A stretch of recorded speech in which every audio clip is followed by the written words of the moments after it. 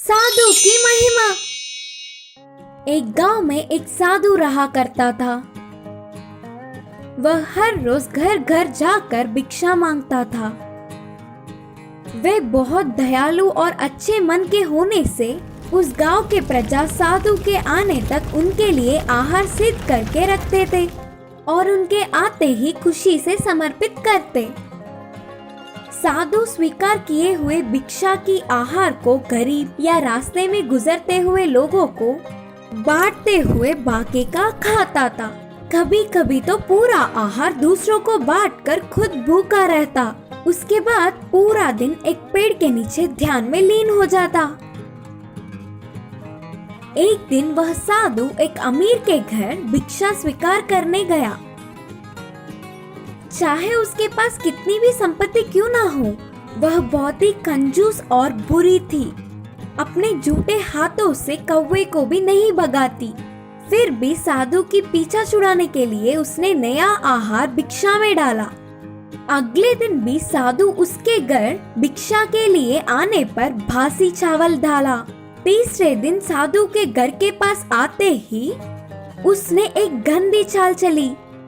क्या कुछ करने पर भी ये साधु बार बार मेरे घर आता रहता है। इस गांव से इसका पीछा छुड़ाने के लिए इसको चावल में जहर मिला के देना ही होगा, बोलकर रसोई घर में जाकर चावल में जहर मिलाया। उसके बाद उस जहरीली चावल को लाकर साधु को दिया। उस चावल को स्वीकार करके साधु इधर उधर घूमकर शाम को उसके रहने के पेड़ के पास पहुंच गया। चावल खाने के लिए पूरी तैयारी करके बैठे हुए साधु को एक युवक थक के कमजोरी में चलता हुआ दिखा। तुरंत साधु उस युवक को पास बुलाकर, बहुत कमजोर लग रहे हो, पता नहीं कब खाया होगा, थोड़ा चावल खा लो और कुछ देर बैठ के जाना, बोलकर अमीर घर वाली के देने के खाने को पूरा उसे दे दिया। पहले ही बहुत भूखा होने से उस युवक ने पूरा चावल जल्दी खा लिया। बिल्कुल मेरे माँ के हाथ के खाने जैसा स्वादिष्ट है। मेरी भूख बुझाने के लिए आपका धन्यवाद, बोलकर अंधेरा होने से पहले ही वह युवक तुरंत अपने घर के लिए निकल पड़ा। दुर्भाग्य से वह युवक उस अमीर घर वाली चावल में जहर डालकर दान करने वाली का बेटा था।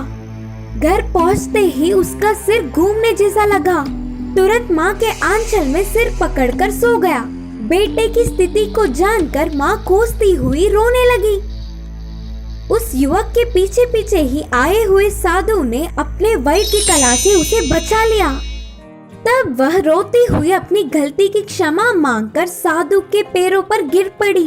तब से पूरी जीवन सबकी मदद करती हुई अच्छे से रहने लगी। इस कहानी की नीति है कि हमारी दृष्टि और सोच हम पर ही भारी पड़ते हैं।